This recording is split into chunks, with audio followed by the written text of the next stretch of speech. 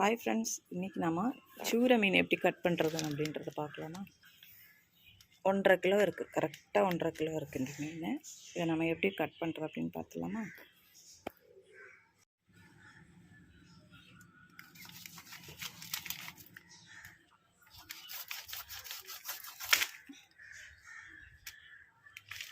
First இந்த 2 பக்கம்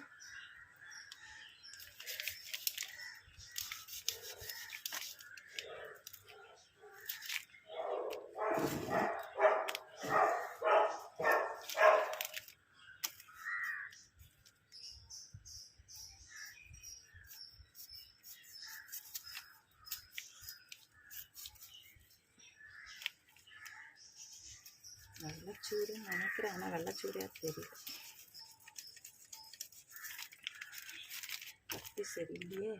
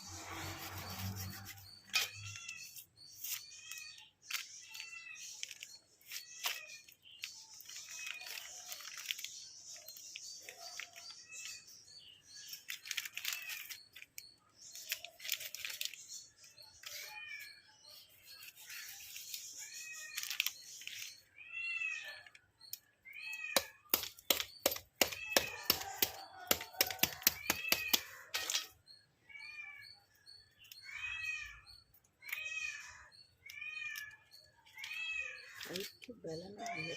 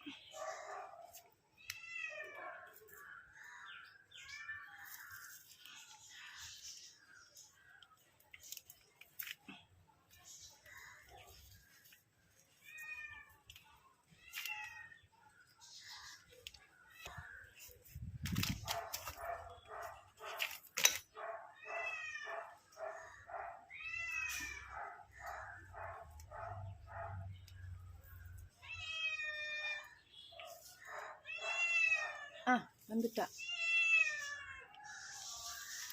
வீட்டுக்குள்ள வந்து போது பாரு. பேசி போயிட்டு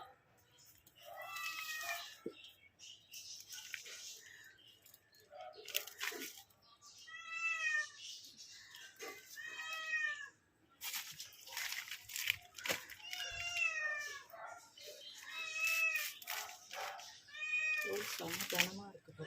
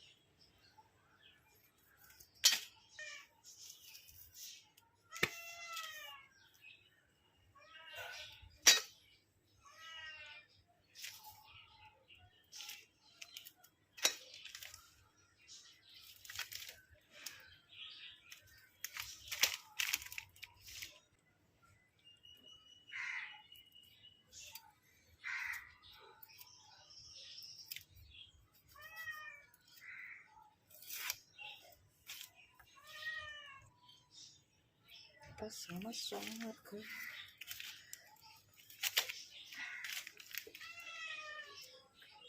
கை வர ரொம்ப வலிக்கு.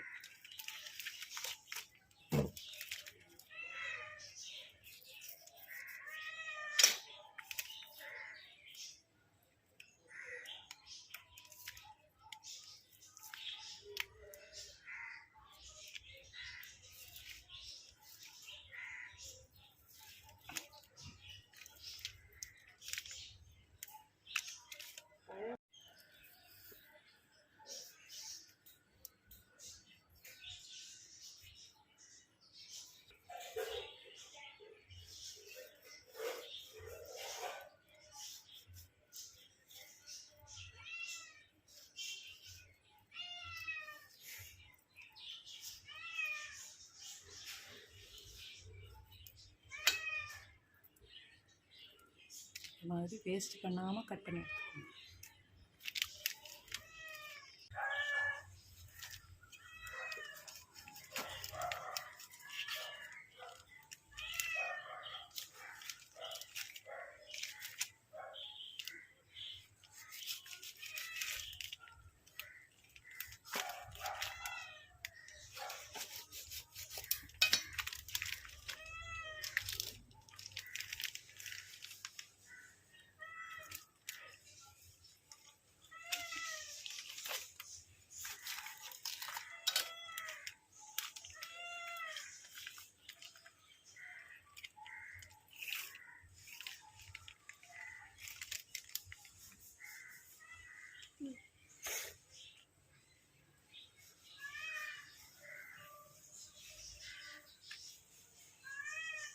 முட்டை இருக்குது பாருங்கள், எல்லாமே இருக்குது. இதெல்லாமே வேஸ்ட்டு தான். மீன் இருக்குது.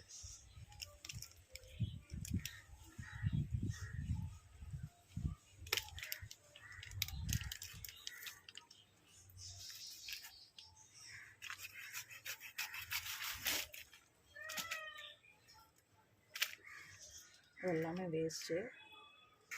எல்லாமே வாஷ் பண்ணி எடுத்துக்கலாம். அதே மாதிரி இதையும் கட் பண்ணி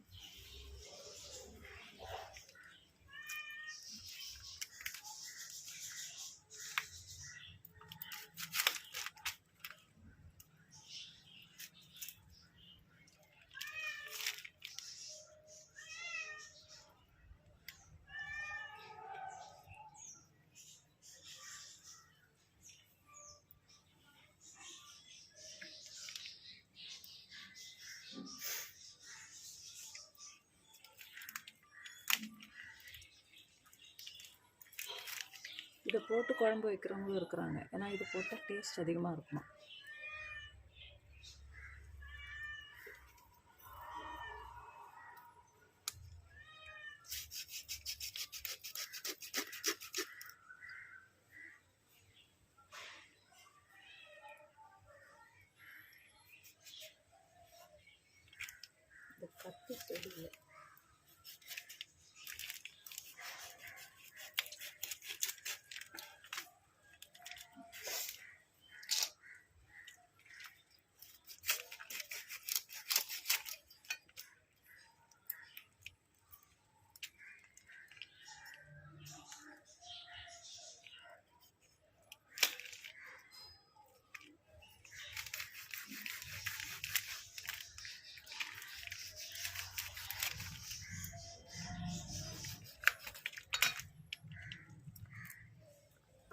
இந்த சின்ன கத்தியில் இவ்வளோ பெரிய மீனை கட் பண்ணி எடுத்துக்கோங்க. வல்லவனுக்கு புல்லு ஆயுதம்.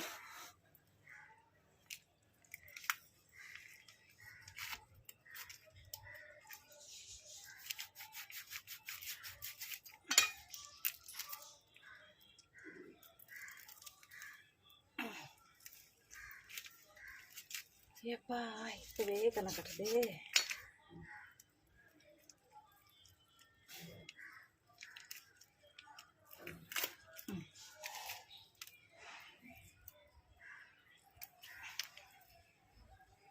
பார்த்தீங்களா, இது நம்ம அப்படியே போடுறோம்.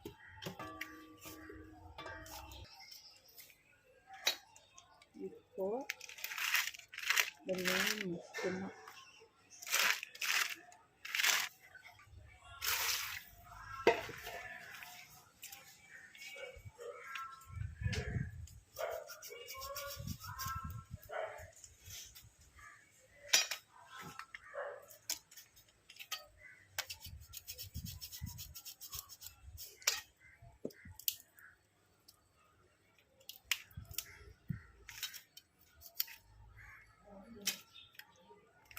இப்போ இந்த முள்ளுக்கு இந்த பக்கம் நம்ம வெட்டி எடுப்போம்.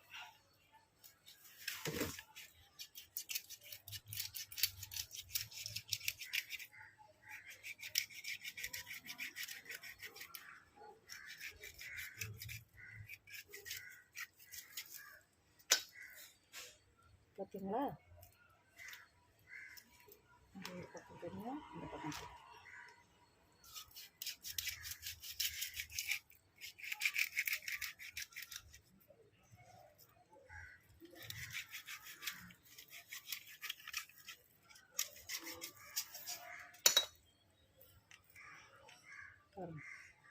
உள்ள தனியாக சதை தனியாக வந்துச்சு.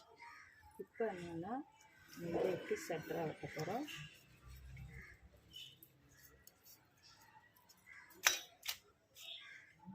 பாருங்கள், இந்த மாதிரி இப்போ கறித்துண்டு மாதிரி நம்ம கட் பண்ணி போட்டுக்கலாம். கறித்துண்டு மாதிரி இந்த மாதிரி வெட்டி போட்டுக்கோங்க.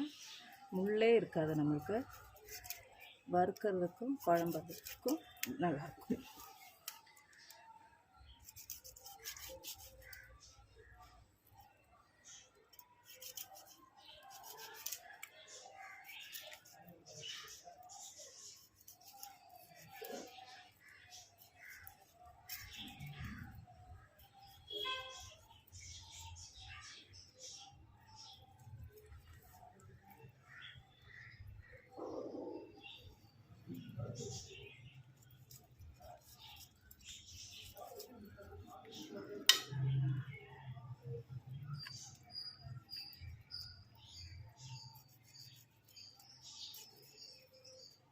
இது வந்து தண்ணியில் ரொம்ப அலசிடாதீங்க, ஏன்னா வந்து ஆல்ரெடி நம்ம தோலை உரித்து எடுத்துட்டோம். அதனால் சதையெல்லாம் போட்டு போயிடும். அதனால் கம்மியாக அலசிடும்.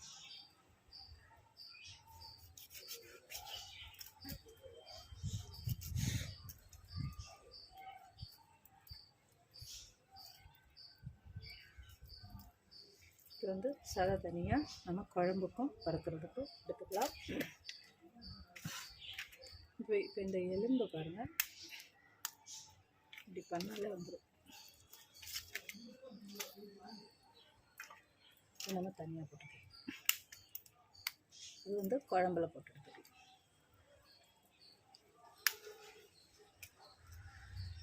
சரிங்களா,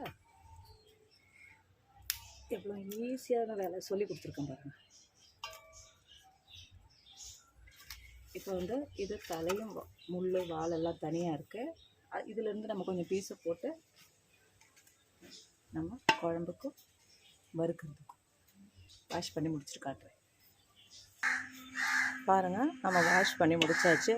ஒரு 2 டைம்ஸ் தான் நான் வாஷ் பண்ணியிருக்கேன். ஏன்னா நம்ம ஆல்ரெடி வந்து ஃபுல்லாக தோலை உரித்து க்ளீன் பண்ணியிருக்கோம். ஸோ வந்து இதில் எந்த அழுக்குமே இருக்கிறதுக்கு வாய்ப்பில்லை. சரிங்களா, ஸோ வந்து நம்ம 2 டைம்ஸ் வந்து நல்லா வாஷ் பண்ணி எடுத்துட்டோம். இது பார்த்திங்கன்னா தலையும் வாலும் சின்ன சின்ன பீஸுங்க நம்ம உள்ளே இருந்து எடுத்ததெல்லாம், இதெல்லாம் குழம்புக்காக நான் எடுத்து வச்சுருக்கேன். இந்த தலை மட்டும் நல்லா சுத்தமாக கழுவிக்கோங்க. பார்த்திங்களா, இந்த இடத்துலலாம் வந்து அந்த வெள்ளைலாம் இருக்கும். இதெல்லாம் தேய்ச்சி கழுவி சுத்தம் பண்ணி எடுத்துக்கோங்க. இப்போ இது குழம்புக்கு, இது வந்து நம்ம வறுக்கிறதுக்கு. இது எப்படின்றது அந்த மசாலா நான் உங்களுக்கு சொல்கிறேன். இப்போ வந்து மீன் வறுக்கிறதுக்கு நம்ம என்னென்ன போட போகிறோம் அப்படின்றத பார்க்கலாம். காஞ்ச மிளகா எடுத்துக்கோங்க, அப்புறம் மிளகு, கல்லுப்பு வச்சுருக்கேன் நான், மஞ்சத்தூள், கருவேப்பிலை, சின்ன வெங்காயம், பூண்டு, இஞ்சி, இவ்வளோத்தையும் நம்ம போட்டு, நான் கல்லில் தான் அரைக்க போகிறேன். நீங்கள் மிக்சியில் அரைக்கிறவங்க மிக்சியில் அரைச்சிக்கோங்க. நம்ம கல்லில் அரைச்சி இது எல்லாத்தையும் மிக்ஸ் பண்ணி வச்சுக்கலாம். பார்த்திங்களா, இப்போ நான் வந்து நல்லா மையாட்டம் கல்லில் அரைச்சி எடுத்துகிட்டேன். நம்ம மிக்சியில் அரைச்சோன்னா இந்த அளவுக்கு நம்மளுக்கு அரைக்க முடியுமான்னு எனக்கு தெரியல. ஸோ வந்து நான் இதில் அரைச்சி எடுத்துட்டேன். இது இப்போது மீனில் போட்டுக்கலாம். இதில் இருக்கிற எக்ஸ்ட்ரா வாட்டர்லாம் இருந்தது பாருங்கள், அதெல்லாம் நம்ம கீழே ஊற்றிக்கோங்க.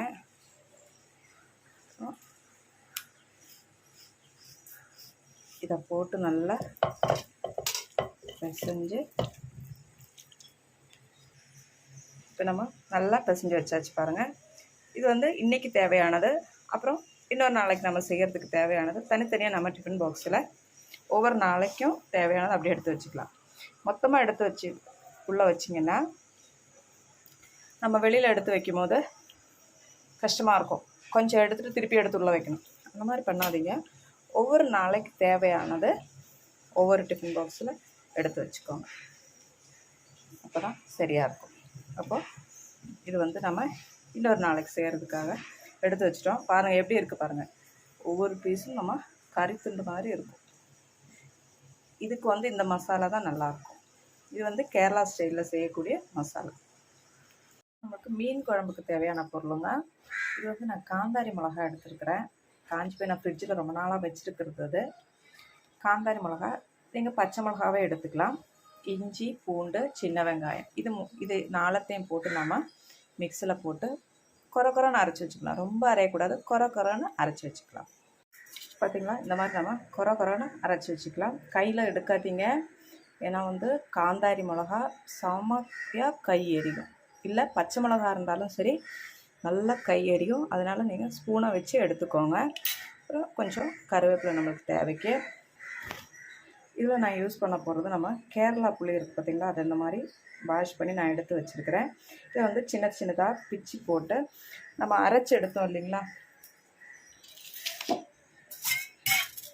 நம்ம அரைச்சி வச்ச அந்த மிக்ஸி கழுவின தண்ணி, அப்புறம் வந்து நான் மீனுக்கு அரைச்சோம் இல்லைங்களா அந்த தண்ணி எல்லாத்தையும் ஊற்றிட்டு, இதை வந்து குட்டி குட்டியாக பிச்சு, இந்த புளியை வந்து குட்டி குட்டியாக பிச்சு வந்து நம்ம அதில் போட்டுக்கலாம். ரொம்ப போடக்கூடாது. இந்த புளி வந்து கம்மியாக தான் நீங்கள் போடணும், ஏன்னா வந்து ரொம்ப புளிப்பாக இருக்கும். ஸோ வந்து ரொம்ப போடக்கூடாது. இந்த மாதிரி வாஷ் பண்ணிவிட்டு இந்த மாதிரி பிச்சு போட்டு, இன்னும் கொஞ்சம் நம்ம தேவைக்கு எவ்வளோ தண்ணி நம்ம ஊற்ற போகிறோமோ அந்த அளவுக்கு தண்ணியும் ஊற்றிட்டு, இந்த தண்ணியை நம்ம கொதிக்க வச்சிடணும். மீனுக்கு ஊற்றுறதுக்கு முன்னாடி கொதிக்க வச்சு தான் நம்ம சூடாக தான் ஊற்றணும் தண்ணி, சரிங்களா? அதனால் புளியம் போட்டு நம்ம இதை கொதிக்க வச்சிடலாம். இப்போ நம்ம அடுப்பில் தான் செய்யணும். சட்டி சூடாகிடுச்சு, நான் ஊற்றிக்கலாம்.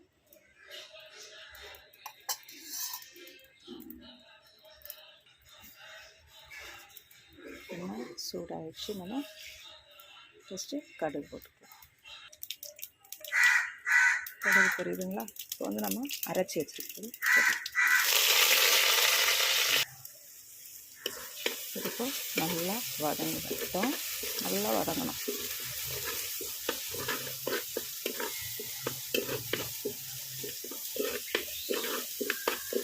அடுப்புன்றதால உங்களுக்கு சீக்கிரமாக ஆகிடும். இப்போ நல்லா வதங்கிடுச்சு. நம்ம தேவையான அளவுக்கு மிளகாத்தூள், இப்போ தேவையான அளவுக்கு மிளகாத்தூள், தனியாத்தூள், மஞ்சத்தூள், அப்புறம் வந்து வெந்தயத்தூள், இதை இவ்வளவு நம்ம சேர்த்துக்கலாம். இப்போ நம்ம கொதிக்க வச்ச தண்ணி, ஆல்ரெடி கொதிக்க வச்ச தண்ணி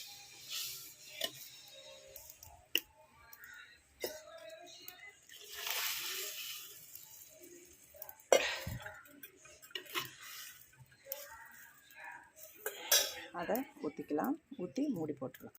தேவையான அளவு உப்பையும் போட்டு நம்ம மூடிடலாம். இது வந்து ஆல்ரெடி நம்ம கொதிக்க வச்சு தண்ணி தானே, அது இல்லாமல் மிளகா பொடி எல்லாமே கம்மியாக போட்டுக்கோங்க. ஏன்னா நம்ம ஆல்ரெடி பச்சை மிளகா அரைச்சிருக்கிறோம். தனியாத்தூள் வந்து கம்மியாக தான் போடணும். மஞ்சத்தூள் இதை போட்டு நல்லா கொதிச்சிருச்சு பாருங்கள். மூடி வச்சிடலாம். 2 நிமிஷத்துக்கு மூடி வச்சிடலாம். ஸோ 2 நிமிஷம் நல்லா ஆயிடுச்சு பாருங்கள். இப்போ நம்ம மீன் போட்டுடலாம்.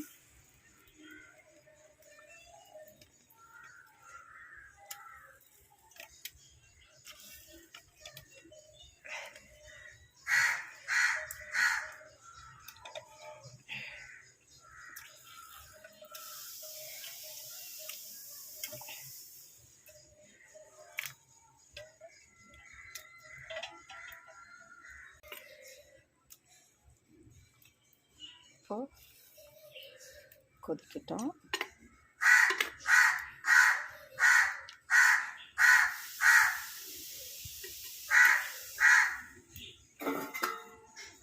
மூடி போட்டுருங்க.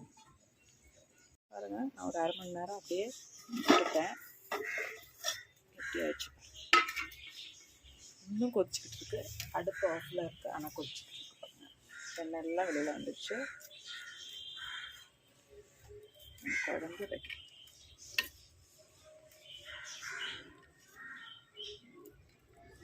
கம்மியாக தான் இருக்கும், ஆனால் வந்து நல்லா டேஸ்ட்டாக இருக்கும். சாப்பாட்டில் ஊற்றி சாப்பிட்றதுக்கு அவ்வளோ நல்லாயிருக்கும். இன்னும் கொஞ்சம் வத்தலைனா கூட நீங்கள் வற்றிக்கலாம். இதே குழம்பை இதே இன்க்ரீடியன்ஸை வந்து நீங்கள் நார்மல் நம்ம எப்பவும் போடுற புளியை போட்டும் செஞ்சுக்கலாம். அதுவும் உங்களுக்கு செஞ்சு பார்த்துட்டு எப்படி இருக்குதுன்னு கமெண்டில் போடுங்க. நம்ம சேனல் ஃபஸ்ட் டைம் பார்க்குறவங்களா இருந்தால் சப்ஸ்கிரைப் பண்ணிவிட்டு ஆல் ஆஃப் 2 பெல் ஐக்கானை மறக்காமல் கிளிக் பண்ணி வச்சுக்கோங்க. உங்களுக்கு நோட்டிஃபிகேஷன் இந்த மாதிரி வெரைட்டியான ஃபுட்டை நீங்கள் செஞ்சு சாப்பிட்லாம். இது பார்த்திங்கன்னா அந்த மீனில் கிடச்ச முட்டை. நம்ம ஒரு மீன் வாங்கினோம், அம்மாவுக்கு ஒரு மீன் கொடுத்துருந்தோம். ஸோ வந்து அதில் அவங்க எங்கள் பொண்ணுக்கு இதை பிடிக்கும் அப்படின்றதால அவங்க அதை கொடுத்துட்டாங்க. ஸோ வந்து 2 மீனில் இருக்கக்கூடிய முட்டை வந்து நம்ம பொரியல் பண்ண போகிறோம். அதுக்கு தேவையான பொருள் பார்த்திங்கன்னா சின்ன வெங்காயம். இது பெரிய வெங்காயம் போடாதீங்க, சின்ன வெங்காயம் தான் இதுக்கு ரொம்ப டேஸ்ட்டாக இருக்கும். சின்ன வெங்காயத்தை இந்த மாதிரி பொடியாக நறுக்கி வச்சுக்கோங்க. கொஞ்சமாக இஞ்சி, அப்புறம் பச்சை மிளகு, கொஞ்சம் கருவேப்பிலை, இதை வந்து நம்ம எடுத்துக்கலாம். அப்புறம் கொஞ்சமாக தேங்காய், கொஞ்சம் மஞ்சத்தூள், இவ்வளோந்தான் இதுக்கு தேவையான பொருள். இப்போ பார்த்திங்கன்னா நம்ம எடுத்து வச்சது எல்லாமே மொத்தமாக ஒன்றா போட்டாச்சு. அதில் கொஞ்சமாக மஞ்சத்தூள் போட்டு,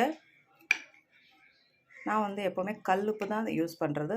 ஸோ வந்து நான் கல்லுப்பை வந்து தண்ணி ஊற்றி கரைச்சி வச்சுப்பேன் எப்போவுமே. பாருங்கள், இந்த மாதிரி கரைச்சி வச்சுப்பேன். இதை தான் நான் யூஸ் பண்ணுவேன். ஸோ வந்து எனக்கு தேவையான அளவுக்கு நான் உப்பு போட்டுக்கிறேன். உங்களுக்கு எவ்வளோ தேவைப்படுமோ அந்த அளவுக்கு நீங்கள் உப்பு ஊற்றிக்கோங்க. இவ்வளோத்தையும் ஒன்றா போட்டு நம்ம பிசைஞ்சிக்கலாம். இந்த மீனையும் போட்டு, இந்த மீனையும் நம்ம அதில் போட்டு நல்லா பிசைஞ்சு எடுத்துக்கோங்க.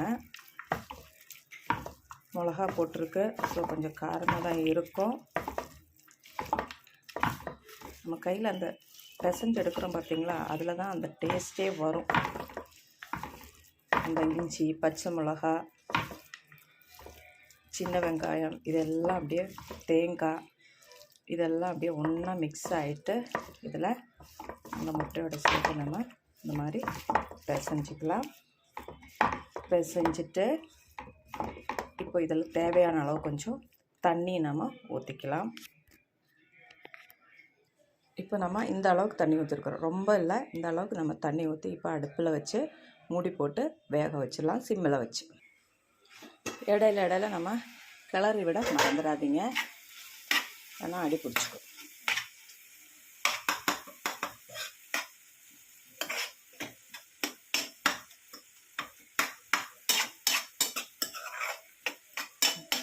திரும்பவும் வேகட்டும்.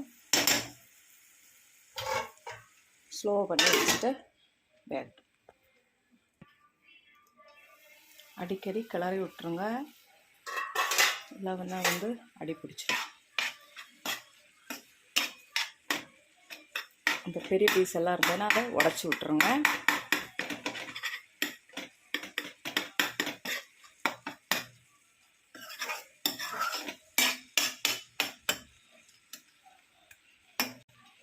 இன்னும் கொஞ்சம் வேகட்டும். தண்ணி ஃபுல்லாக வற்றிடணும், வேகட்டும். ஸ்லோவிலே வைங்க.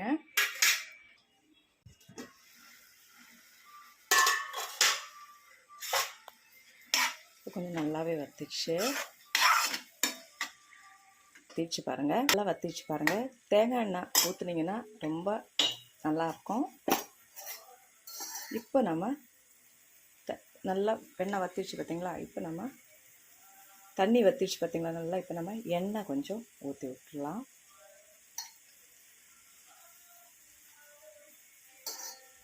ரொம்ப ஊற்றாதீங்க, குழ குழன்னு ஆகிடும். ஸோ வந்து கம்மியாக ஊற்றிக்கோங்க.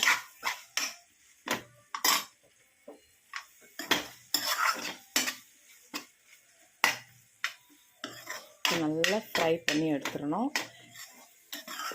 இது வந்து அப்படியே விட்டுட்டு போகாதீங்க, கையிலே நம்ம ஃப்ரை பண்ணி எடுத்துக்கோங்க.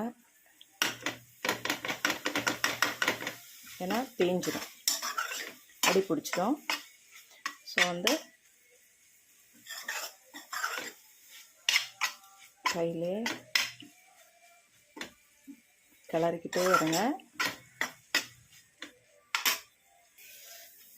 பார்த்தீங்களா எப்படி வந்துருச்சு பாருங்கள்.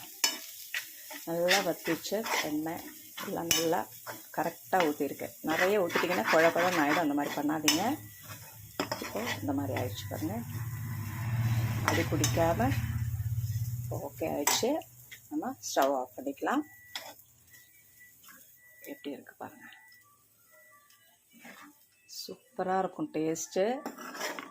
இந்த மாதிரி செஞ்சு குழந்தைங்களுக்கும் கொடுங்க, நீங்களும் சாப்பிட்டு பாருங்கள். நம்ம மீனை வறுத்துடலாமா? நம்மளுடைய மீன் ஃப்ரையும் ரெடி ஆகிடுச்சு பாருங்கள். இது வந்து மிளகு போட்டிருக்கிறதுனால இந்த மாதிரி கருப்பாக தான் இருக்கும் வறுத்து எடுக்கும் போது. அது இல்லாமல் கறியே கருப்பாக தான் இருந்தது இல்லைங்களா? இந்த மீன் வந்து ஃப்ளஷ் வந்து கருப்பாக தான் இருக்கும் சூர மீனை பொறுத்த வரைக்கும். ஸோ வந்து எனக்கு கொஞ்சம் முறுமுறுன்னு இருந்தால் பிடிக்கும். ஸோ வந்து நாங்கள் இப்படி வறுத்து எடுத்துக்கிறோம், நாங்கள் முறுமுறுன்னு சாப்பிடுவோம். நார்மலாக இல்லை ரொம்ப இதுவாக வேணாம் அப்படின்றவங்க இப்படி எடுத்துக்கோங்க. பாருங்கள், மேலே தான் அப்படி இருக்கும், உள்பக்கம் பாருங்கள் ஜூஸியாகவே இருக்கும். பாருங்கள் இப்படி தான் இருக்கும். மேலே வந்து முறுமுறுன்னு இருக்கும், ஆனால் உள்பக்கம் வந்து ஜூஸியாகவே தான் இருக்கும். ஏன்னா வந்து நம்ம மிளகு போட்டு வறுத்துருக்கோம், வறுத்துருக்கிறதுனால பிளாக்காக தான் தெரியும். அப்போது ட்ரை பண்ணி பாருங்கள். இந்த மீன் வறுத்த தோசைக்கல்லில் நம்ம கொஞ்சோண்டு சாப்பாடை போட்டு சாப்பிட்லாம். அந்த டேஸ்ட்டே தனித்தாங்க.